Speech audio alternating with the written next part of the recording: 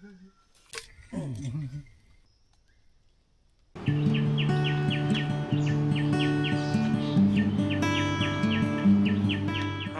ยดีทุกคนยินดีต้อนรับพี่น้องที่เข้ามาติดตามรับชมและเป็นกำลังใจสำหรับคลิปวิดีโอนี้นะทุกคนเฮากะอยากขึ้นไปนอนบนเขานะพร้อมด้วยทีมงานของเฮานะทุกคน3 คนนะก็มานำกันกับบ่าวคิดเข้าป่าเนาะแมนซอง YouTube นะแมนฝากติดตามน้องเพิ่นหาก็เปิดซองใหม่ๆนะทุกคนนะและอันไปกับไผแน่คมเผากระโดดบ่าวคมเผากระโดดเนาะเพราะว่าเฮาก็บ่เคยไปนอนผู้เดียวได้เฮาก็ต้องมาด้วยกันกับทีมงานบริเวณที่เฮาอยู่แม่นภาคลุ่มหั่นนะแต่นี้ไปหาบ้านของเฮาก็ประมาณ6 ลัก 7 ลักประมาณนั้นเด้อทุกคนเด้อแต่ว่าเฮาก็ไปส่วนพวกเพิ่นเข้าป่านํกันไปนอนป่าใช้ชีวิตสักคืนนึงให้FC เบิ่งนํกันนะทุกคนเด้อเบิ่งบรรยากาศนี่คักขนาดเลยได้ได้เดินแต่นี่ไปฮอดพุ่นกะเดินนำกันเนาะแมนแต่ว่าอยู่พุ่นหันเขาอยู่ต่างกันอยู่นำกันได้นะแต่ว่าอยู่ต่างกันติต่างกันได้เนี่ยได้ก็ได้นะนอนต่างกันกินข้าวต่างกันแต่ถ้าพอได้กับพนั้นกินแมนนี่แหละทีมงานเขาได้นี่ก็ทีมเผากระโดดเด้อทุกคนเด้อเป็นไอ้น้องเขาเองนะมาเผากระโดดเขาแต่ว่าอันเบาคิดนี่เพิ่นกะซองเข้าป่าโดยเฉพาะเลยได้เอาตัวหลอดในป่าแต่ว่าเฮานี่กะผสมผสานเข้าป่าก็ได้ชนบทก็ได้ผู้สาวก็ได้นะมันปกติได้เบาคมนี่ก็คือกันแต่ว่าเพิ่นกะเป็นอ้ายใหญ่ของพวกเฮาแหละ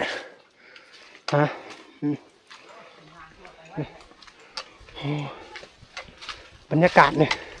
เย็นสดชื่นนะทุกคนเลยบูฮูวานตอนแรกนี่เขาสิอยู่จังใดนะเพราะว่าเขาจะบริถือผ้าห่มได้เขาบางเทื่อจะเฮ็ดแคมป์เรือผูกเป้นะทุกคนนอนในเป้นี่แหละทุกคนอยู่พุ่นแหละทุกคนที่เขาอยากไปนอนจะมีเฮลอยู่นะครับบางเทื่อจะเข้าถ้ำหรือว่าเขานอนตามป่านั้นเลยผูกเป้ตามนั้นนะใช้ชีวิตและหากินอยู่ในครับเขาใส่ชีวิตคืนหนึ่งมื้ออื่นเขาก็จะกลับนะทุกคนนะ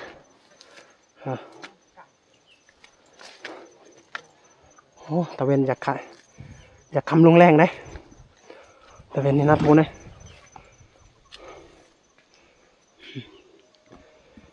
หมู่บ้านที่เขาออกมาพูนทุกคนหมู่บ้านที่เขาออกมาได้พูนตามนั้นเลยแต่นั้นไปหานี่กับประมาณ6 ลักแล้วได้ทุกคน6 ลัก 7 ลักนะเขาเดินทางเขาย่างออกแต่2 โมงวันยันนะทุกคนเดี๋ยวนี้ก็เกือบสิเข้า4 โมงเลยแต่ว่ายังบ่ทันฮอดจุดของพวกเขาอยากจะใส่ชีวิตนะ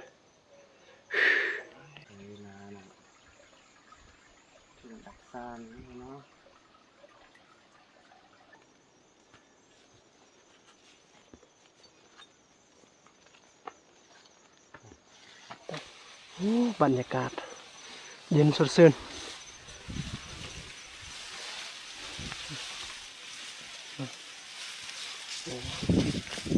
บางในผ่าน2 คนเขาจะไปก่อนแล้วจะได้ทุกคน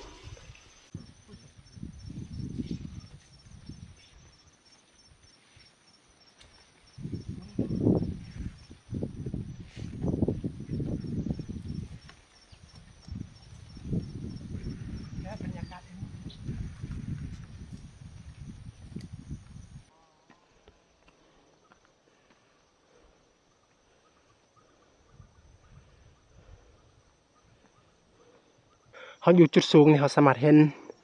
หมู่บ้านอยู่ลุมหันเขาเจ้าตั้งตามตีนภูเลยอยู่ในเขตนี้นะทุกคนเรือนของเขาเจ้านะและอันสายทางนี่มันเรียบตามตีนภูผู้เลยจนหอดขึ้นเมืองสมุยผู้ได้หมู่บ้านของเฮากะมันนั่นอยู่ภาคนั้นนะแต่เมื่อวานนี้ไปหาบ้านของเฮากับประมาณ7 ลักถึงจะหอดได้ทุกคนเลยออกภาคนั้นก็จะเป็นเวียดนามจะเป็นเวียดนามแถวนั้นนะทุกคนนับแต่นี้ไปหาประเทศเวียดนามนี่ก็ประมาณ40 ลักถึงจะหอดนะ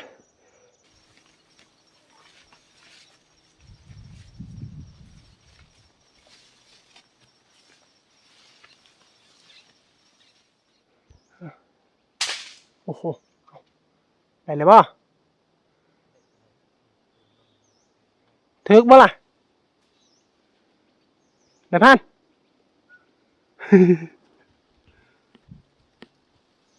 เราจะไปสำรวจที่พักอยู่นี่นะนี่เขาจะใช้ชีวิตอยู่นี่แหละทุกคนเลยโอ้โห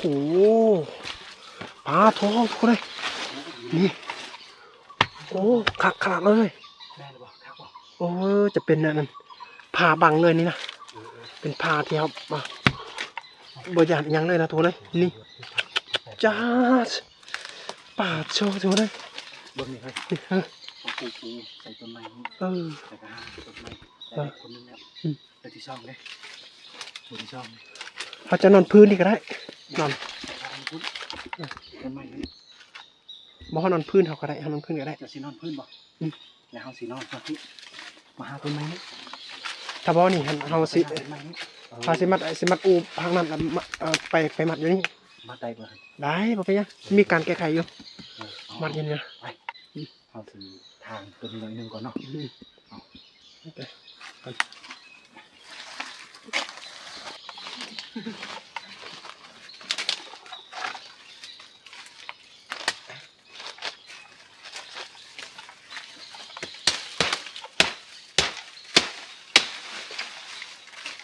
ตัดเลยบ่นี่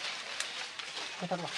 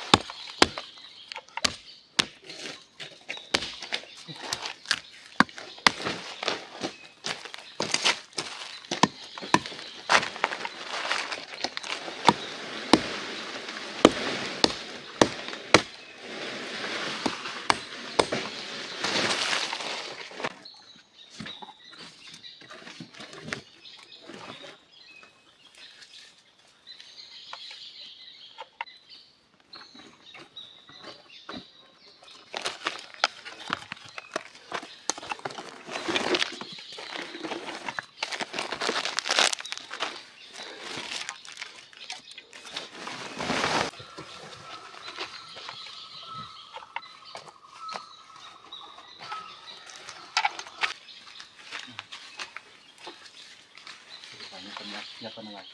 มันดึกลัง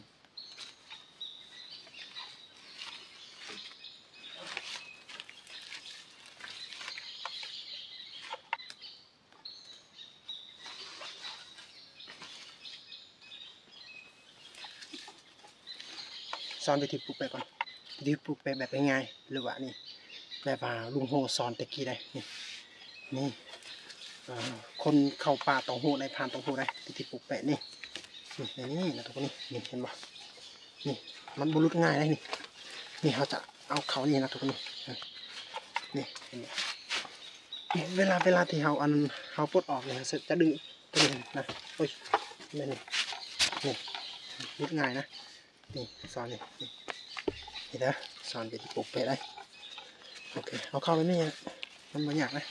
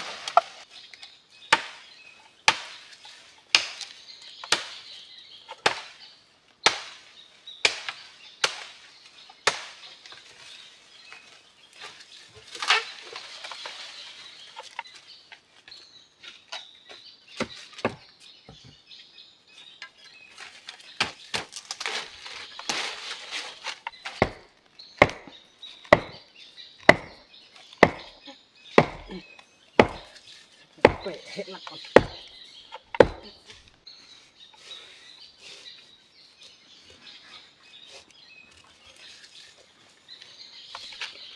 อีกวิธีนึงฝึกแต่ได้เพื่อสะดวกในการง่ายในเขาแกะนะนี่มันไม่รู้ง่ายเลยทุกคนนะ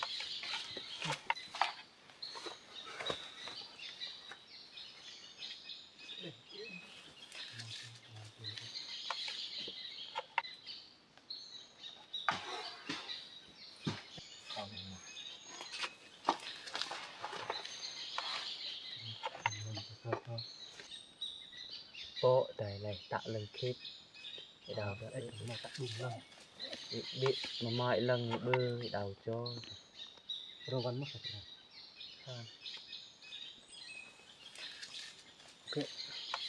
đã trà giận nó bị lâu dạ anh em muốn ăn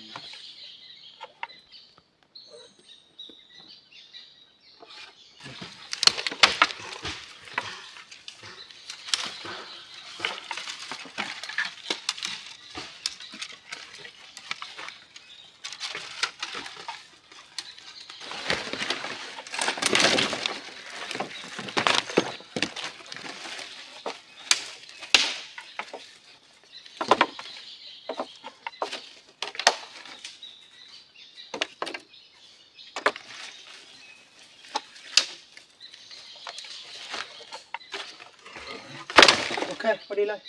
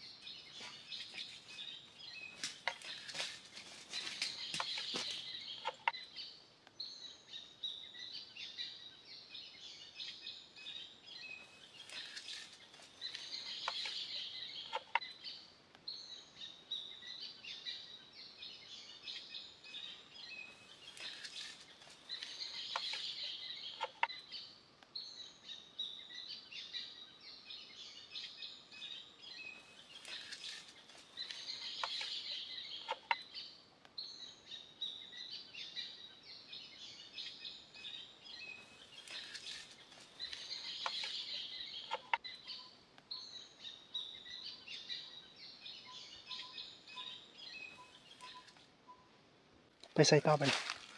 เขากลับเลยเขาชอบตัวหนึ่งแล้วบ่ได้ โอ้ ได้แต่นกเนาะพอดีกระหอกเสียดายตัวบักใหญ่ใหญ่เลยกระหอกต้อง ซ้ำได้ใหญ่กระหอกกัน ว้าวชุดใหญ่กระหอกแหละกระหอกแดง โอ้ นะครับเดี๋ยววันจะมีเลยกระหอกแดง โอ้โอ้ คู่แต่เสียดายทุกคนเลยเอามืออื่นเฮามาสอบต่อนะมาแก้มือก่อนนะมาจอบยิงอยู่นี่แหละก็เฮาสอบเลย โอเค ไปตอนนี้เฮาเมื่อก่อน มือใกล้จะคำมืดแล้วเฮาอันประมาณน่ะคำจังไหนเฮาไปออกกะลาเนาะเดี๋ยวนี้เฮาออกมือก่อนเดี๋ยวนะ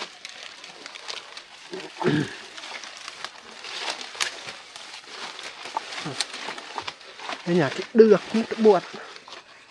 แค่เกี่ยวหอมแทบปนออ่านเนาะ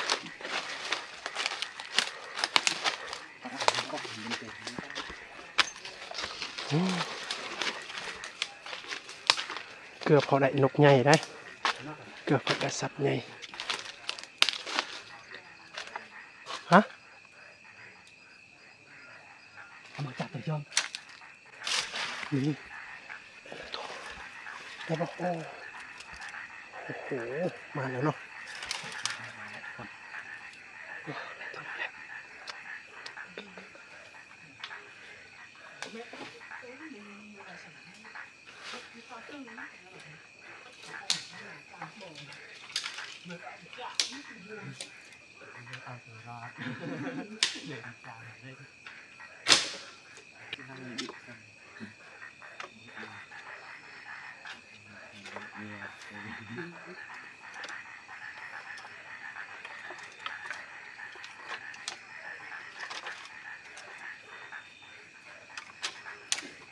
ปลี่ยน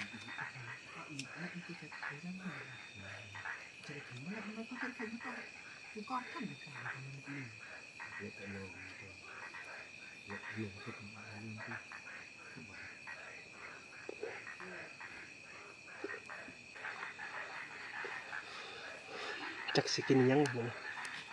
มีของกินได้มีแต่อดอาหารเลยสลับผ้านะผ้าไปใส่ผ้าโอ้ย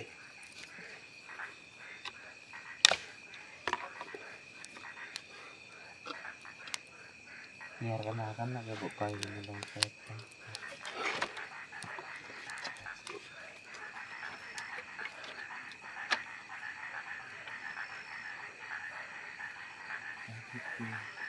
Pernah kaya isap saya karena itu. Saya betul. Ini kan, dia yang kecung. Kecung dia. อร่อยตาแล้วนะ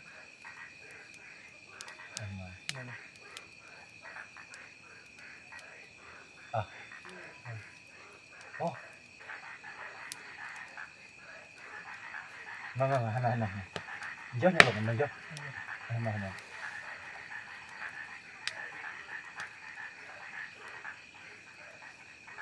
Gimana anaknya pecahannya gitu? Babnya taksi anyo. Bukan deh. Cuma kan itu lah. Bukan dikata nak dulu deh.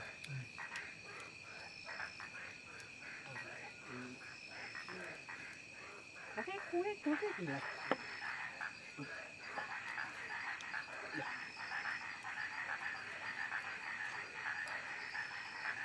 Việt Nam thì họ có cái kịch nữa.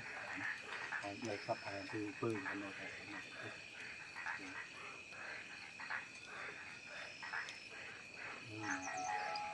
nên mình sẽ được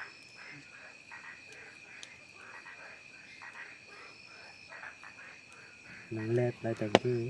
bị cùng thứ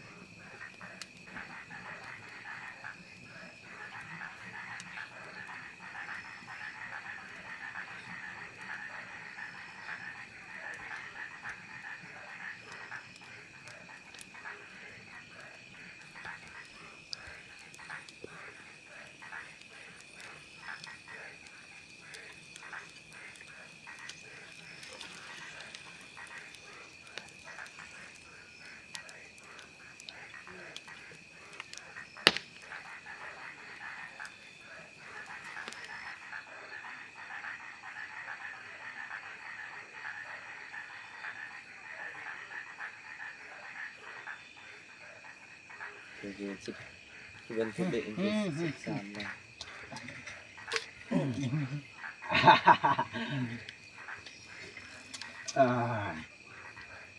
Cái này xem không? Ok không?